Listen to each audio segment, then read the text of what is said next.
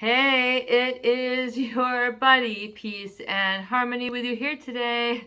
Much love going out to all the beautiful, empowered harmonizers. We are zooming in and focusing in on a great viewer question.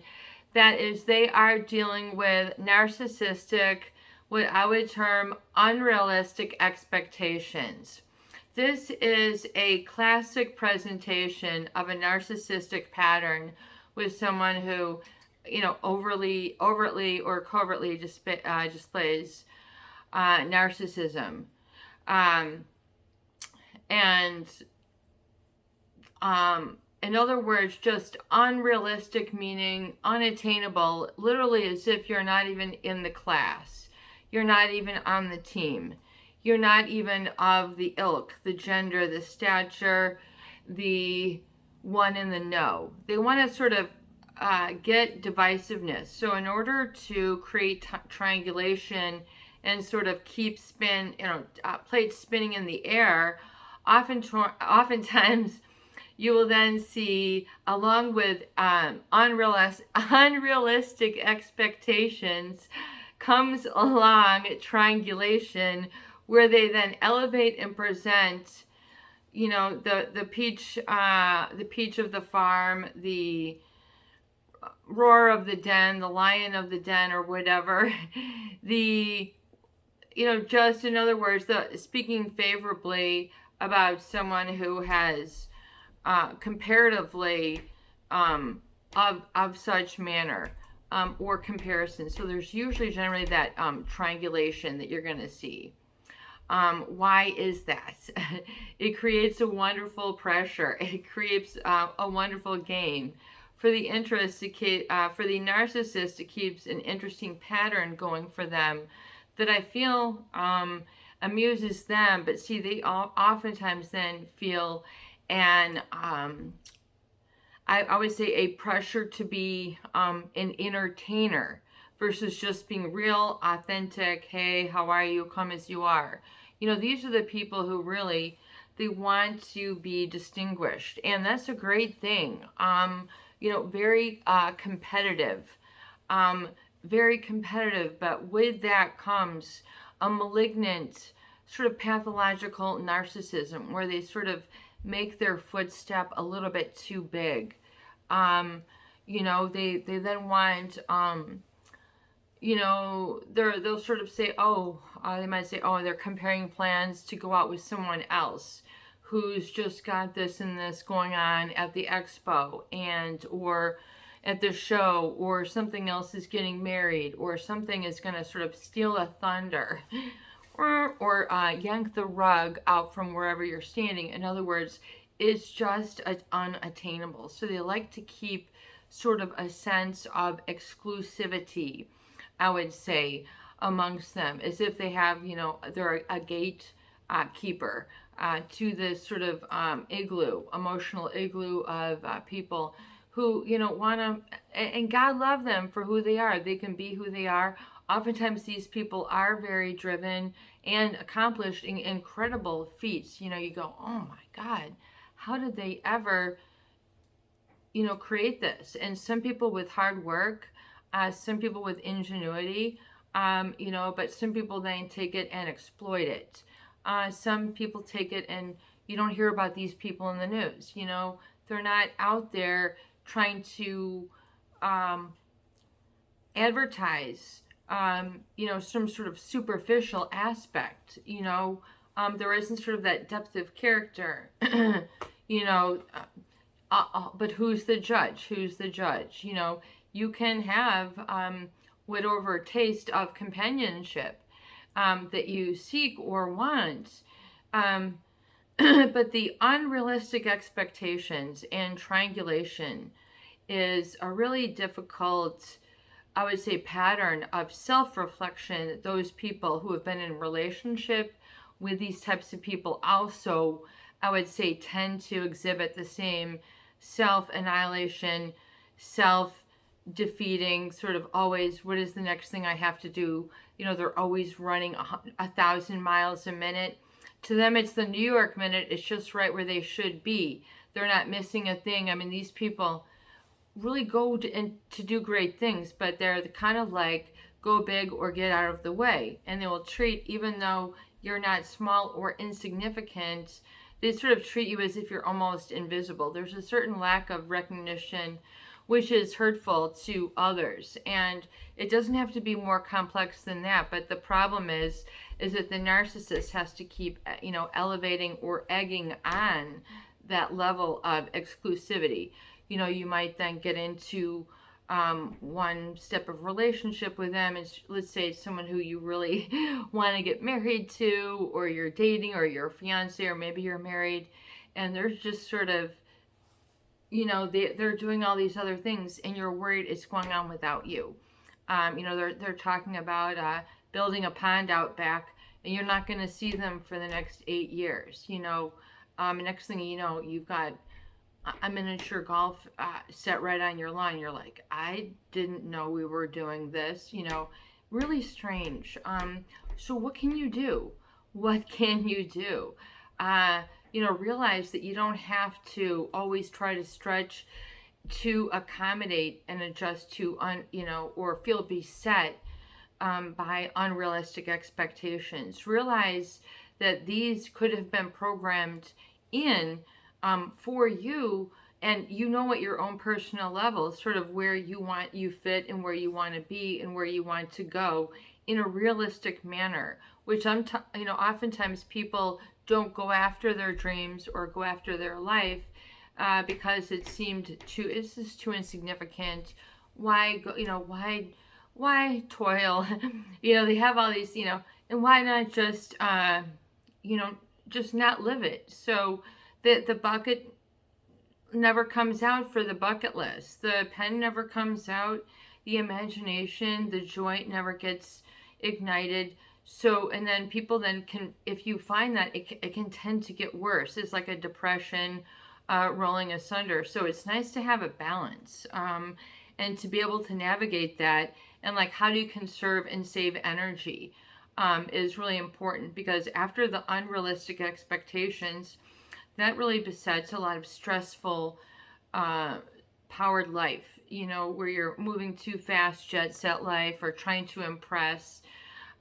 You're accumulating a lot of events on your calendar. You're just accumulating whatever, such pictures. Things are just really on surge, and that might come at a certain time of your life, and you might love it or you might not. But the problem with that is then it becomes if it becomes unsustainable, when it's taken too far and it's taken to the point of exploitation or manipulation, where they're using people and they just seem to be too cool for school, but they, it's just they're very good to saddle up others with guilt, drama, all their negative thoughts, and like as a golfer, he might give someone his bags to carry. You got maybe those kids, they're like want to be professional golfers, so they're like, oh yeah, into it. But some of these are little kids, and this bag is heavy. How much are you going to put on these other people, or how much have they put on you? And to what degree can that be a happy live thing?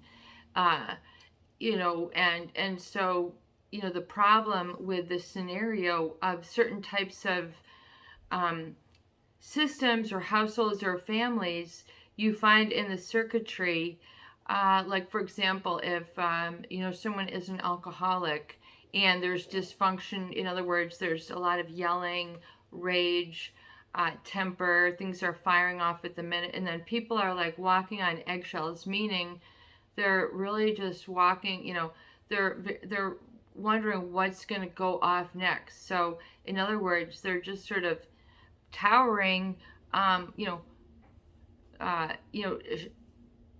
crouching down, cowardly, down, because that's called walking on eggshells. When you wonder what's going to go off the mouth, it's almost, this person has supreme importance to the extent of silencing others. So that's the problem. a lot of people who I've worked with, they say, oh, they just shut me down, and that's how it is.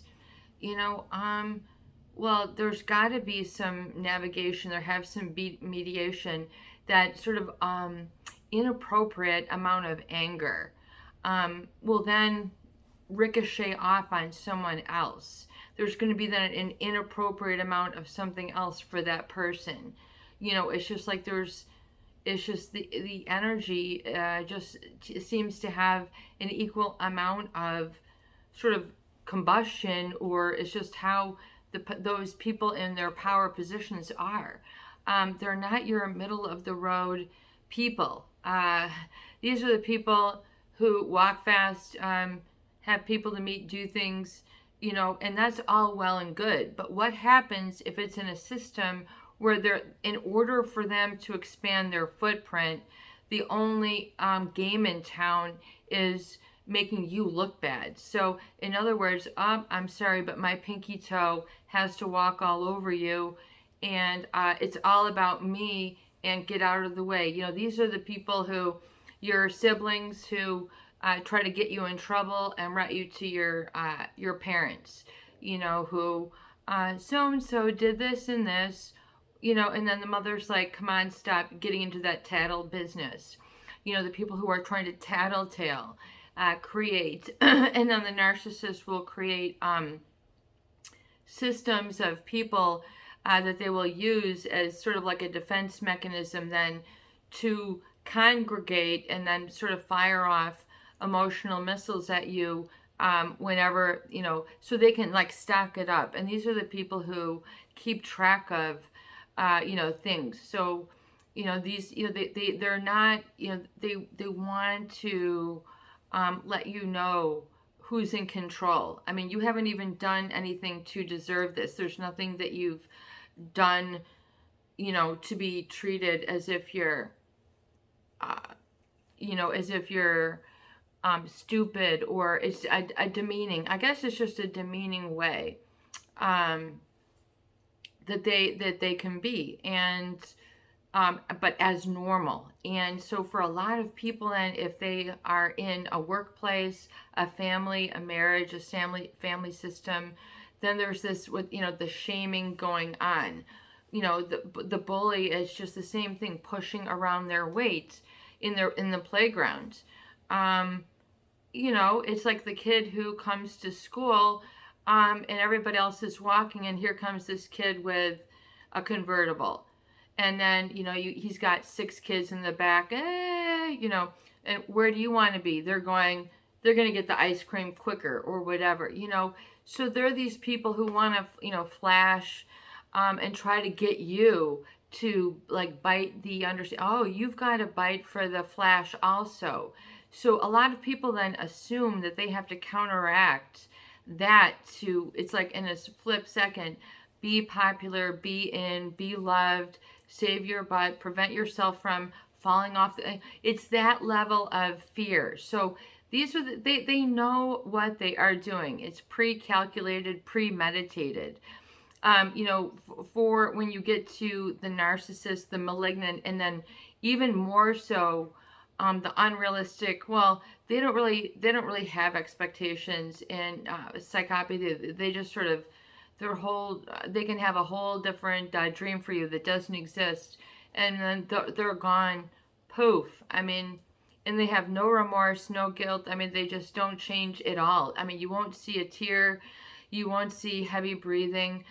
They might try to get their own heart beating some way, but it's much different in a narcissist relationship where they're in that sort of very demanding, pressure cooker, demeaning from the beginning.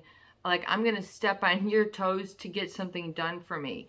It's really counterproductive, because what are you, like a Gumby? You're going to step on my foot and I'm supposed to go over there and do this for you. It's like, let me stand there and get on you so I can have my way with you. They just, it's sort of like the cat and mouse. It's very predatory when you really think about it. When you get to the malignant level, they're sort of feeding off of others to help rise them up. They have this like accountability that they're trying to and they will keep track. And wow, I mean, they must have a ton of calculations going on, and maybe they're very smart, and but they're going to be very influential because they're going to come in and basically be unquestioned. So when it comes to then they will normalize these expectations, which you can't. And then I mean, it's very common, and men have to bring home the dollar. They have to be more the provider. They can't show their feelings or other things. It can have a very imbalanced sort of extreme. When things get extreme, you know that then you've got reason for concern. You really got to think about that. But as you really get back into it, you really have to have that sort of reality for yourself intact before even coming on or getting back. So like when I talk about on my channel on the recovery date or the emotement, you have to realize that part of the healing process is understanding that you too have a reality. Like, this is big news. Like, you also have a reality, needs, you are a certain way, you feel very things that are very real to you and that shouldn't be devalued, discredited, minimized, made small, brushed away, yelled away as if, the big bad wolf. How do they, it's like it becomes very savage. It can become oftentimes touted and utilized as a springboard for people to get others in trouble. They want to sort of, create that sort of divisiveness where there is none, in order to set those realistic expectations. So that can be very confusing and very, very difficult to stand in faith and be strong when there's all these dynamics working that you that are going on, you find behind the scenes, or that you should know that they do, in order to elicit or trigger a certain fear that they are in control. So they're trying to create a hierarchy, you know, for themselves. That's how they operate, but it involves them stepping on others.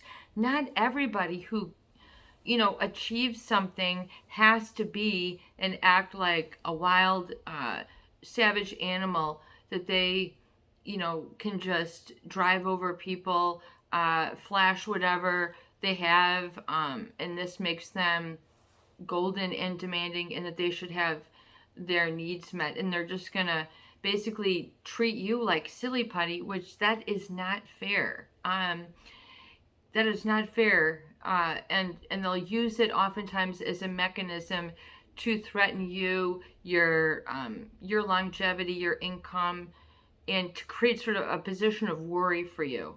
I mean, who goes around and creates that? I mean, obviously someone who is looking to shovel out their bad stuff onto you. No, thank you.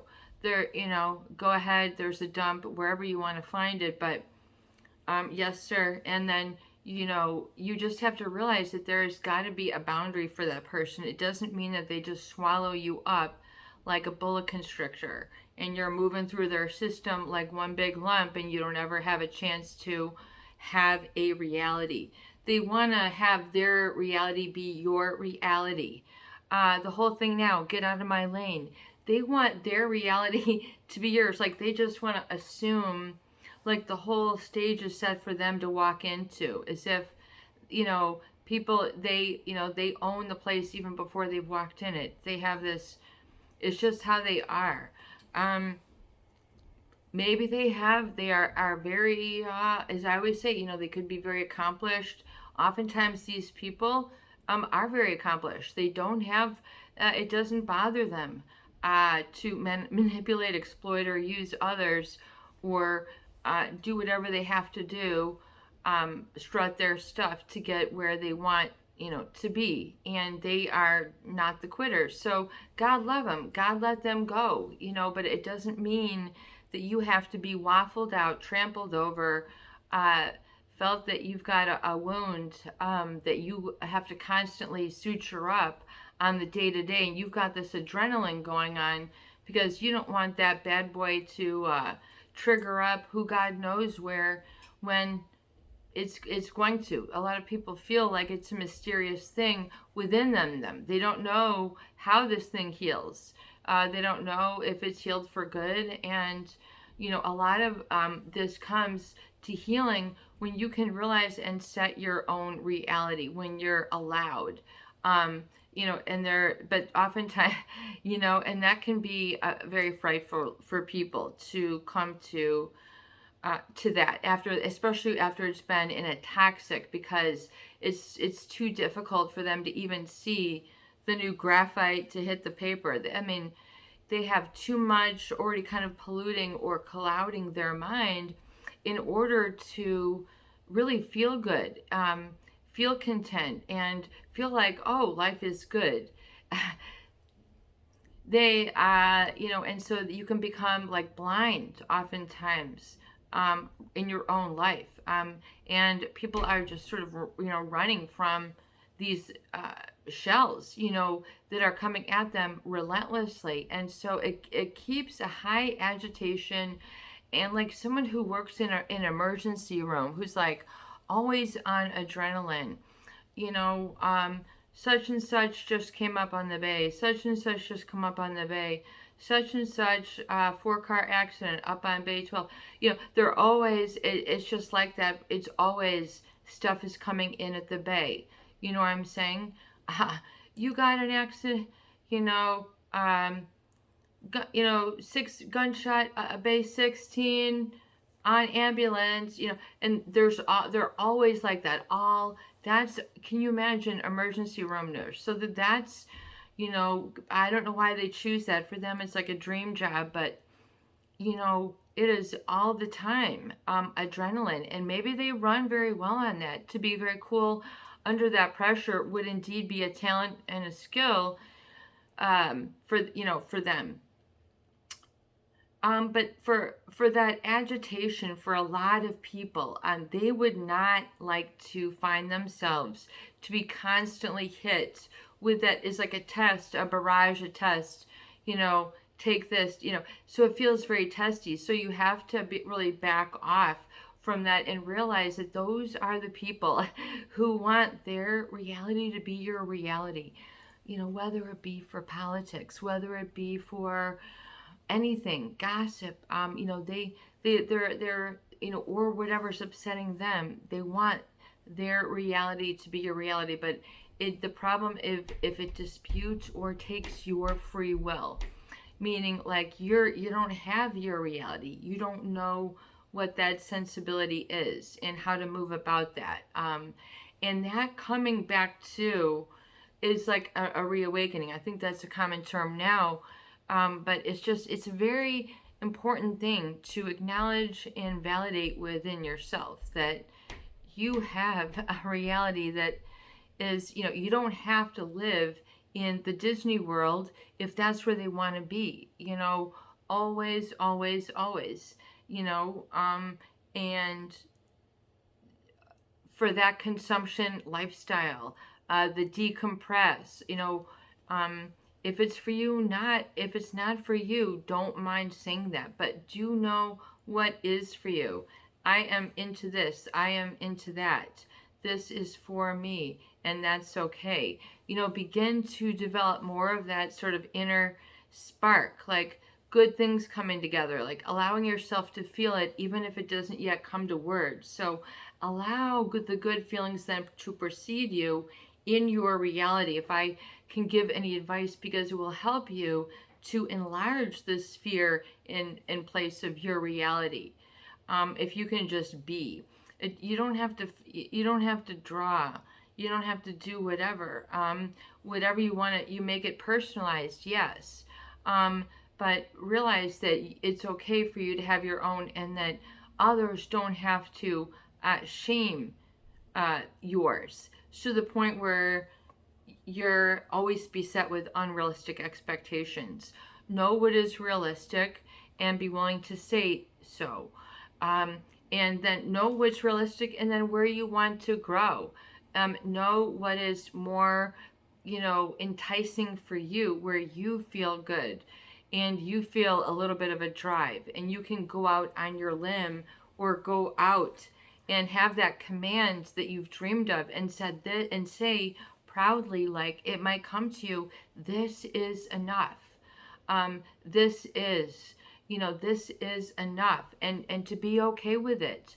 That doesn't what so the part of that manipulation and control is part of that exploitation, and saying things that are meant to exclude others, which you might feel very uncomfortable if they're trying to set you in the in and others out, because that's the triangulation. And then if they do it to another, they can do it to you. So I would just advise to not playing that game. If you've played that game for many years, caught up in the pattern, the system, the show off, the showdown, the turn down, the turn in, whatever it's called, whatever situation that you have found yourself, but it is unrewarding, and you can finally begin to say, I know better, I know it, and then you get a little bit of equality, and you're not so down, or you're not always falsely up or falsely down. You can realize, and what a great speaker that I heard, he said, the highs become the lows, and the lows become the highs. In other words, you really learn to really just sort of calm down to a state where oftentimes it might be what someone told you not to do. Like, do not just sit there. Do not, and so you might have this sort of disturbed state, which, you always sort of have to then find yourself giving it to you. That is okay.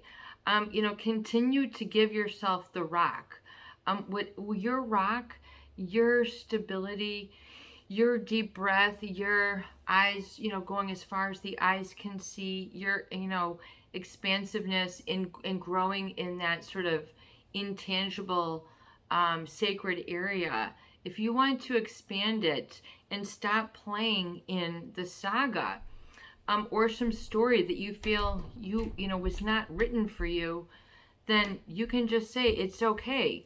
And for that period of time, you have that valuable period of time, and that it will teach you something. So rather than feeling bad, wasteful, all the negative things, I believe once you liberate and let go, it is to teach, and you begin to really glean the positive, which can be really fantastic. And then, to whatever sort of takes your heart and runs with it, whatever makes you, feel that spark. And it might not be that sort of high level, high volume. It might be quietness.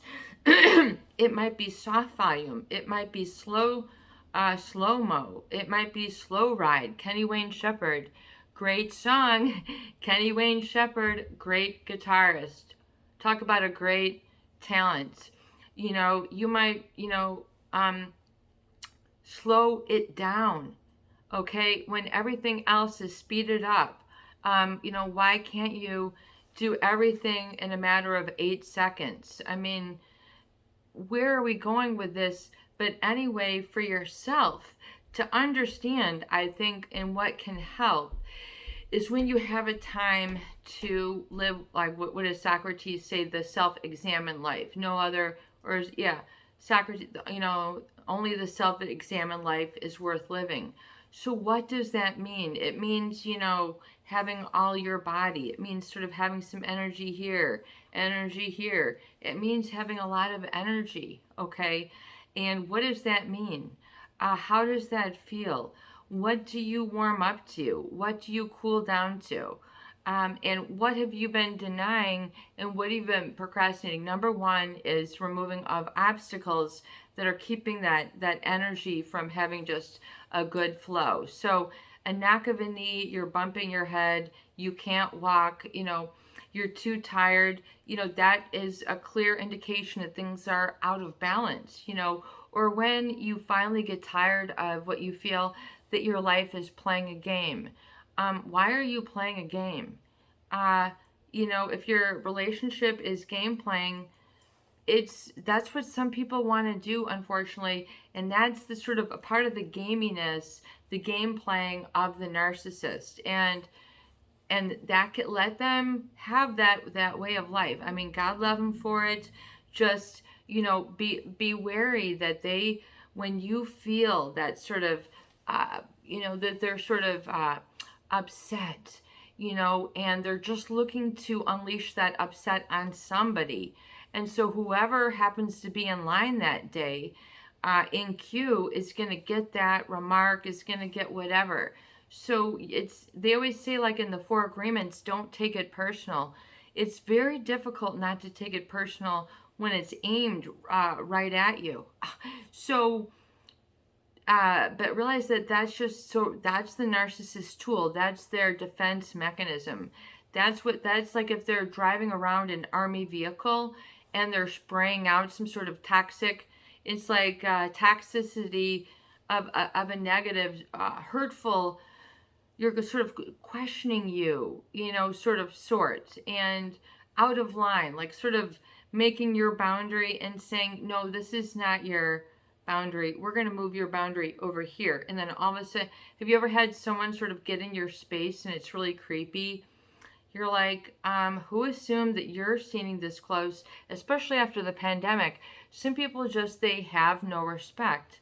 Some people just have no respect. They don't have the courtesy or this, but really what they more have is the insensitivity.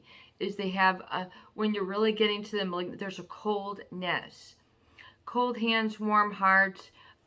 They've got hot hands, hot heart. I don't know the pattern calculation, but unfortunately they try to sort of scorch others' earth, which is really weird. In order sort of burn you. These are the people who want to burn you bad. They want to sort of paint you into a circle. These are your politicians. This is the game. This is what they, some people are professional football guys, okay? They come all running out. They know what they're going to do, okay? They know how to play and win this game, outsmart the tackles. Okay, this is what they're like the same way. They're already in some sort of like team that you didn't know of type of people. That's just, you're the smash guy. You're the guy who they need to tackle, smash, crumble, maim, what else? Suck in the gut, that one. So when they're sort of going for the hurt, sometimes you got to take the heat, but they're going to give it to you extra roasty, and it's not fair. And sort of they sort of bring out that of others, so then others, then if they're around it, they bring out that negativity, that meekness of themselves. So they're always sort of operating out of that negative command of their intolerance, of their need. They have a obsessive need. Some people, when you get to malignant, so realize in malignant, not only with unrealistic and how they treat you, unfairness, coldness, crassness, uncalled for, out of place comments, that they just sort of create. They're very good fabricators, so they can fabricate. And if you get enough dumb people, they just don't question. And the next thing you know, they've got a posse of people who agree, and then who will do as they are told, and then will further misalign others. So it becomes really in depth to the number of people and ways that they will misalign others. Triangulation, talk about you behind your back. It's always about this jockeying. What do you guys at the track race? You guys show up with a jockey. You guys ready to jockey off today? They're ready for judgment off. Just ready to go. They're ready to jockey for. This is just how they can be very combative, argumentative types of people. Meaning that's just they spur off, and then they will then, if you're around them long enough in the practice, they will bring out the worst of you, which then you will become foreign to yourself. It'll become very painful, uncomfortable, and then of course you can't show your pain, so you end up swallowing it, suffering it, pushing it down, blowing it out the feet, blowing it out the gut. Who knows where it's going to erupt? People get migraines, headaches, heartaches, knee problems. I mean, it comes out in all sorts of ways, and you cannot emotionally abuse yourself anymore when you come to the arrival of that little buoy point. Like, you know what? You don't have to go out 30 yards into the ocean to impress what a good swimmer you are, okay? Let's just take it over here and back and enjoy a new aspect of it. So in other words, you learn to reset what is realistic and sort of get yourself back. It's kind of like pulling yourself back from a whiplash sometimes, or maybe a lot of people are stuck in the past. Oh my, I mean, talk about being stuck under a rock. Some people are way stuck, okay? Can't get out. You must dream.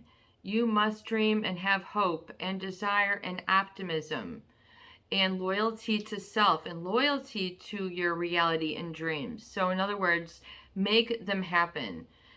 You have to actually have your dreams become the deeds. You know, otherwise it's just a pencil on a paper. You actually have to take the next step and do it when you feel that you're not ready. You know, you're just going to say, I'm going to go ahead. I'm going to expand now, and not for anyone else, but that decided by by you, which you can test out. Oftentimes, they want to own others' reality so that others people can just always get special favors. They expect special favors. I mean, that's classic. They expect special favors. Well, since I'm a diamond member, what do you mean we don't have diamond members here? I want to,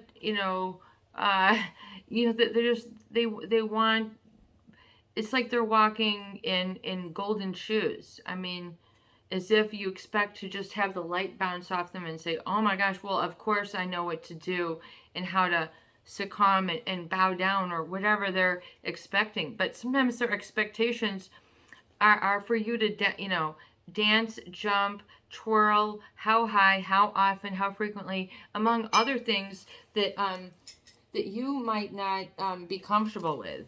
That might put you into situations that you feel are out of control or just, or reckless. In other words, it's just too much. But then people get mixed up with saying, well, my dreams were to be with this person. My future, my heart is already sown to this future. So you have to then, if you're telling yourself that, you're using that language with yourself, you better unsew the heck out of that dream. You better take the thread out. You better loosen it up. Because you will have an attachment, and it will always be sort of the root. And then among in life, you might say, I wish I had some more roots. Like, I wish I had rooted down a little bit more, or got, a little bit more grounded over, in a little different way. And then to do that and to get the energy, the means, the wherewithal to do the work, to do the job, to earn it. And to, no matter how small, and to stay out of trouble, stay out of aware from the derelicts, the rebel rousers, the people who want to agitate, stir up, a frenzy, a flash parade. You know what I'm saying. Sometimes this can be healthy, but sometimes it can be unhealthy. Unrealistic expectations are oftentimes a way for them to propel, themselves and what they have for themselves, which they part of them is disowning other people's reality. This is a big statement. This is, and so you don't then want to, in like kind, deny other people's reality as well, or minimize, right? You don't want to do that. I'm loving this black cherry water.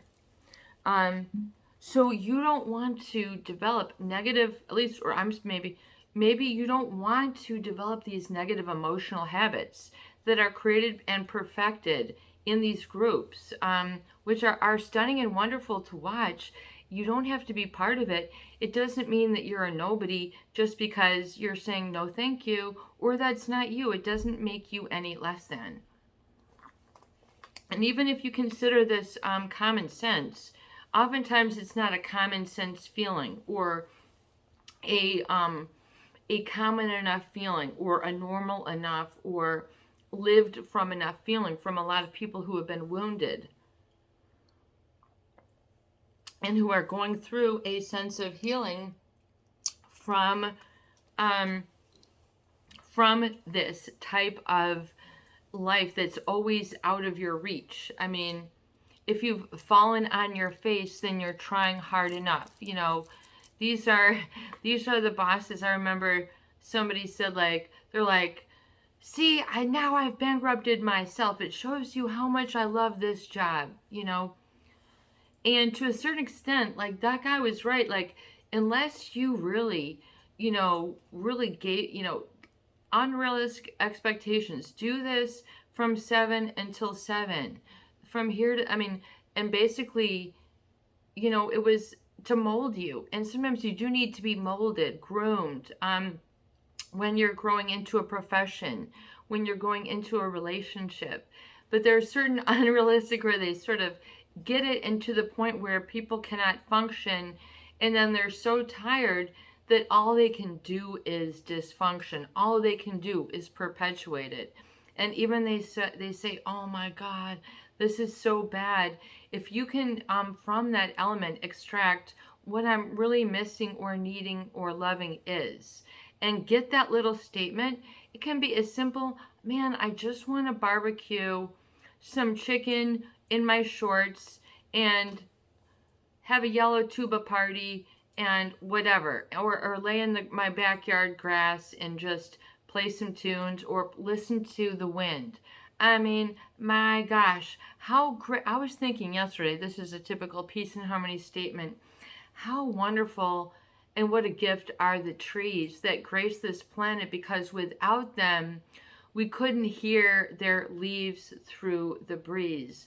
Their leaves, which are so wonderful and magnificent, each tree sounds like an individual voice in a choir, that they rise up their voices when these fall winds blow. It's just like, it's like the greatest thing to listen to. It's like an orchestra when you get those winds. And it's just, what else is a way to sort of clear your mind, cleanse the body, get into some nature elements, allow some positive sun to soak into you, bask into the stars, begin to look with wonder on some other things. Like, look at the stars tonight or someday and go, can I see any constellation? Can I see anything that, and realize that the people who live way before us, they were always studying the stars to navigate things, to figure out things, when to plant the crop and when to sow, like when to, we have taken so, and if you're in that cycle, you can take so much for granted, which you might not know, or you might not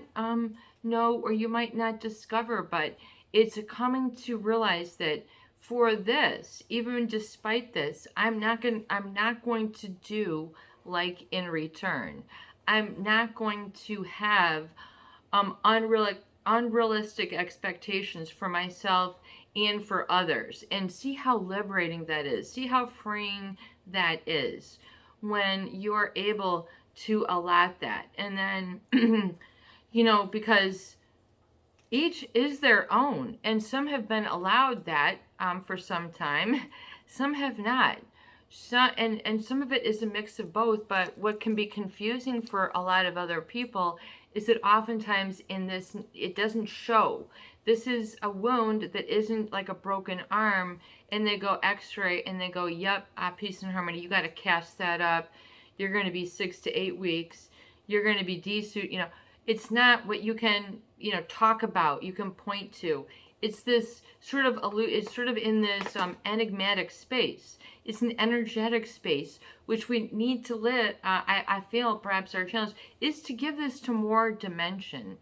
Or at least for me, my calling on the channel is to allow you to understand it, is to give life that there's more dimension around you. That is there. Perhaps to be respected and lived in sort of a way of what you might consider grace, surrender, holiness, reverence, just the divine, all different. Just like the Eskimos have like 52 words for snow, okay? Those bad boys know their elements, man. And so just think how many different elements of what you would consider or feel. You don't have to define it or judge it, but allow you to be in that space before the words or judgment is a great space of healing. And I feel that your healing oftentimes has to come from that from which out the hurt was not done. In other words, you sort of back out of an energy or have a energetic release where you just allow it to sort of people use the decompress. Whitney Houston used exhale.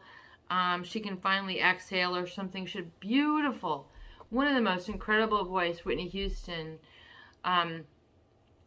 But when you kind of let out this big breath, and the breath that sort of comes from your whole body, when you just go, and you just allow that and a bag of chips to go, you're like, okay, that was a lot, and you might have a lot of mother load realizations where your physical body is just allowed to relax from a specific set of tension that you didn't even know was there. The problem with narcissistic, unrealistic expectations is they tend to embody them in the body of others, just through sheer force of their like energetic presence. They're kind of like an emotional bulliness of this, like, you better, or shut up, it's like that. It's just like Eminem, failure is not an option. Okay, maybe that guy's going after something good, but when it comes to unrealistic expectations, you got to realize and say, I'm okay. This is real. And and you don't have to make a judgment and get into a fight. Well, I prefer, and this is that. And, you don't get into that battleground. You step out of the boxing ring, step out of the unrealistic, just step out of the boxing ring, step out of the memory sort of bouncing, just step out of the silly ball bouncing room, wherever you've got, just be like, nah, I'm out of there, man. Thank you. I'm out of here. Have you ever just said that? I'm out of here. So it can be that same, sort of giving of, the feeling like I'm just, fear is like, I'm out of there. Like the fear chamber, I'm out of there. Like I'm not ever going back. Can you be that confident with yourself? Can you be that confident with yourself? Oh no, I gotta go back, man. The fear chamber, are you kidding, man? That I've invested years there. I know, I'm 30 years. That's my fear chamber, man. I'm not gonna just move away from that. And then you realize that there's places inside of yourself that are then sort of locked away, and they can sort of open up and be like caverns, or open up and be like magnificent vistas. Like, it depends on how you want it to rule or arouse in your life. So gosh, it can be it's a very important topic for you to dispel and really understand the kinesthetic, meaning the body feel, how the body just all of a sudden it can fall and just be like, you know what, I in my thought process, in my meditation, oh, peace and harmony, why should I sit there? And then what are you, a doaholic, a doing? No, you're a human being. Nobody advertises that at all. Who you are, you're a human being. That is news for a lot of people because they just don't get it. They just can't meet some unrealistic expectations. Maybe the earlier generation fights with that. I would love to hear. I don't, there's unrealistic expectations at the workplace, at the family level, how you're expected to live. It might be realistic for them, but it might not be realistic or doable or attainable for you. In fact, you'll hurt yourself trying. You'll hurt yourself trying to live according to their life that they want you to live. It's like you have to realize that the Creator visits you as well. Oh my God, like the big G, maybe something magnificent, like really purposeful in life, especially I would say in the information age.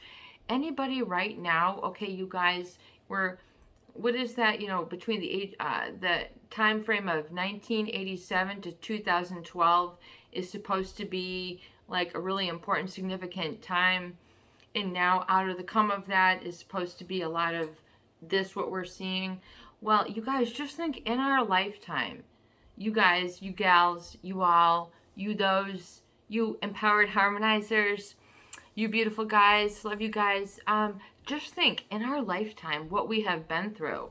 It can kind of dwarf certain things or allow it to expand, but realize what you have been through and give yourself a little bit of credit, man, and say, awesome freaking job you're doing, and give yourself like a literal pat on the back. I mean, I don't have any problem. In fact, you might need to solidify your legs, great job. And like, give the positive to yourself, if and find supports that can give it to others, but realize that oftentimes unrealistic expectations can keep people from doing anything anywhere in their lives. I can't go, I can't do this, I'm not going to apply for the job, I can't learn that, they won't like me, I'm too nervous. And all you're tuned into is the radio show Nervous. All you're feeling is nervous. Like, you've got to get back and like undial that and go like, okay, I don't have to crank that up anymore. This is how I'm cranking down, okay? Or I'm not cranking at all. I'm doing something different, like a whole different situation, which is completely fine. However, realize that sometimes coming out of, backing out of, growing out of, meditating, some of the certain traits, qualities, or dreams you might have had might have been shut down. Oh, nobody does that. Nobody, weird or whatever. They wanted to, you can't ever make a savings. You can't ever, and they don't allow you to sort of educare to bring out, to be educated on the self, to know thyself. So to allow something mysterious that you didn't know to arouse from within, that you don't have to judge. Give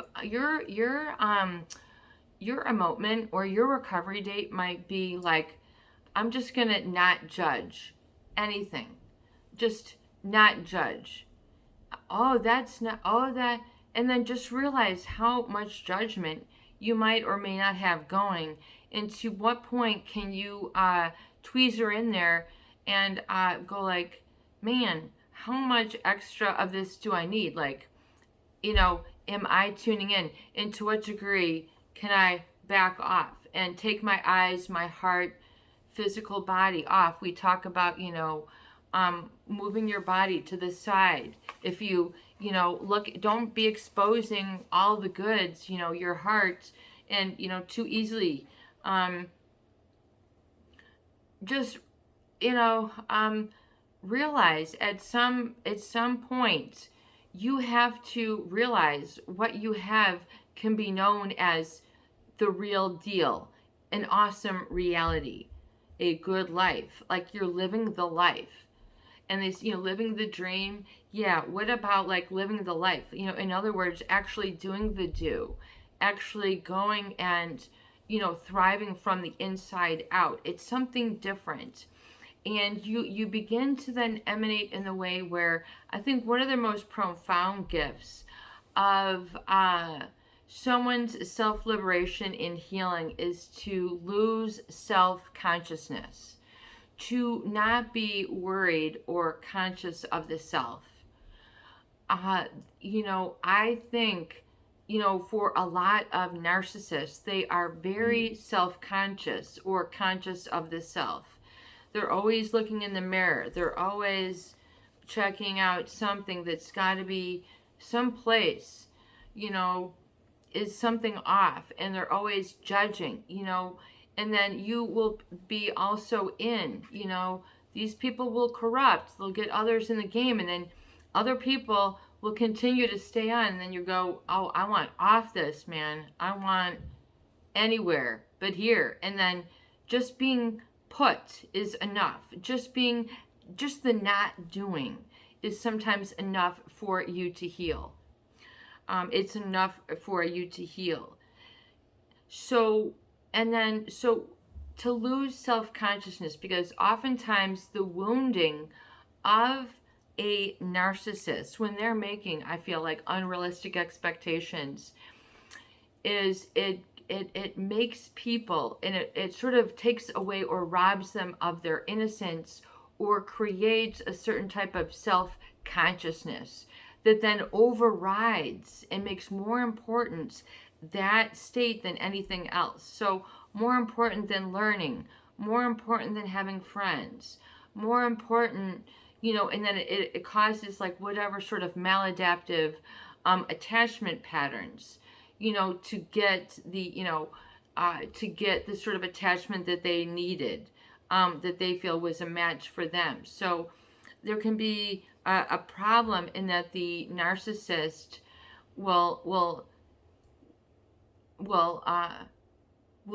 oftentimes be a mismatch with a lot of people, and has unrealistic expectations, which a lot of people hurt themselves trying to become. So it's like, it's coming from fear, it's coming from worry.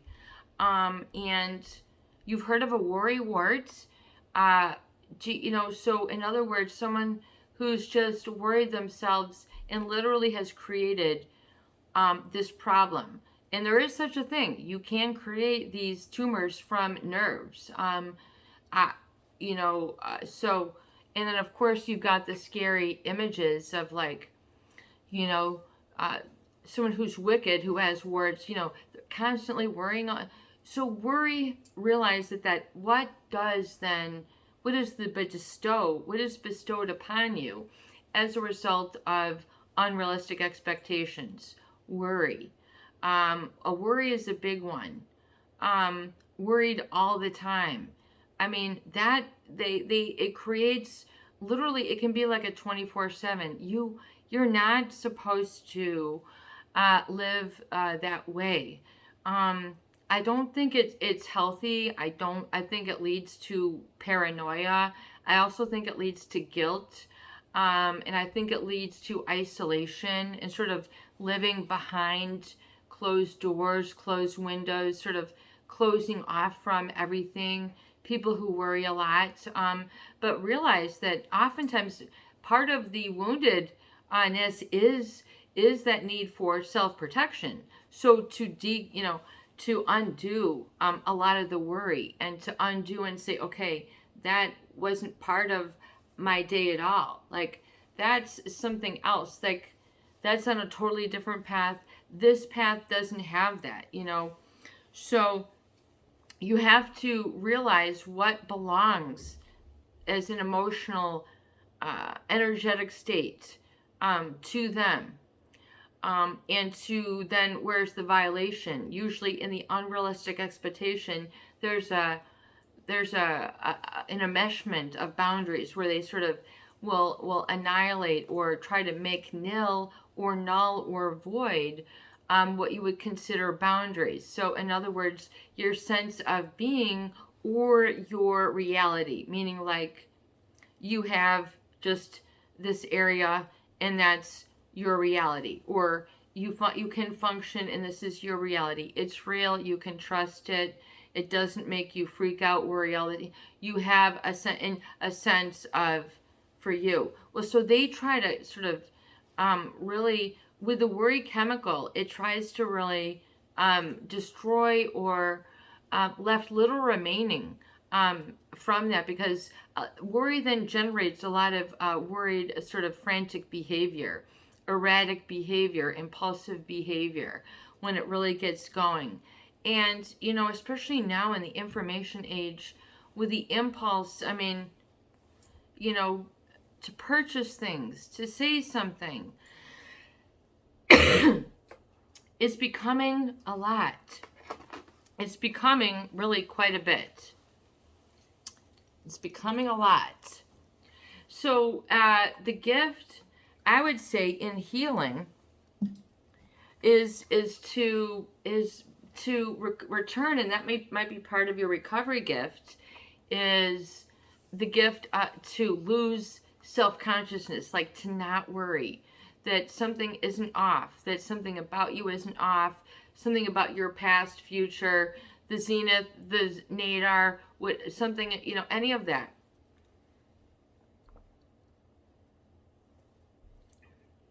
You know, so that will disturb a lot of people's,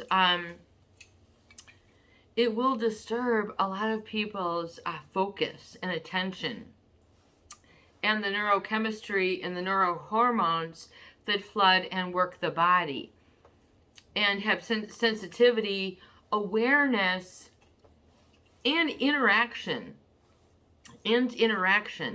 So the problem with that unrealistic expectation is it devoids interaction at what you would consider your reality. So coming and being able to show, speak, share, explain, and not have to defend and justify what you would consider your place of being, you know. So that becomes like an emotional turmoil pit if you want to dive into it. But a lot of people say that's unrealistic. It's inappropriate. It's not the right amount or whatever, you know, whatever it is, you know, you find that it is disturbing you. You have to be able to know that and feel that and then work through that and come back to what is realistic, what will be harmonious, what is suitable, what is tantamount to my progress and success. What am I doing that's different that I wasn't doing yesterday that I am doing and now know before, and I can build on a knowing without judgment. So liberating yourself from the judgment that the narcissist might live their life by might be, if you kind of can liberate from that to the point where you're not trying to dissect and dissolve and always, you know, be on that level. It's very, your mind really needs to get into another electronic state.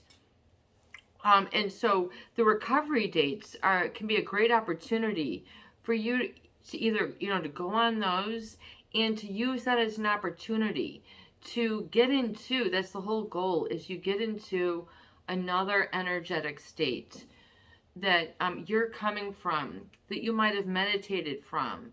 You know, oh, you shouldn't meditate. Or maybe you're going to go out and then you're going to get something better. You need a better chair.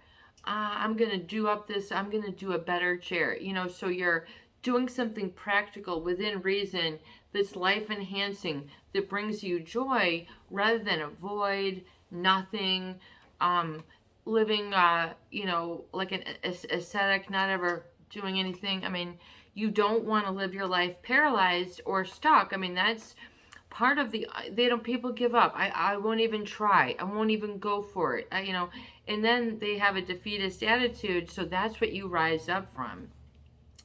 Uh, and realistic expectations then will come into with repetition and experience. You can then be a better, not a judge, but be a better governor over self for how you want things to flow. Almost like you become a better emotional architect or navigator. In other words, flow, is okay here. And it's not agitated. It's not bumpy. It's not questioned. So, and if you then realize you have to sometimes go no contact with certain people, places, or things in order to liberate that and get into that state where you can then sort of come from a more balanced sense of life and lifestyle, which can be very healing for you. So this is your buddy, Peace and Harmony, with you today, and I hope that these videos do help. Please share, please subscribe, and for goodness sake, please donate for more great tools, videos, discussions, and support. I hope you have a beautiful day. I hope you take it in whatever way where you do not have to judge and allow yourself to just be liberated and to be not at that, embarkment based on fear, but that embarkment based on joy, and sort of where you're sort of looking at things and learning things really interesting and fascinating that are important and interesting to you, and then also make you a more interesting person. Have a beautiful day.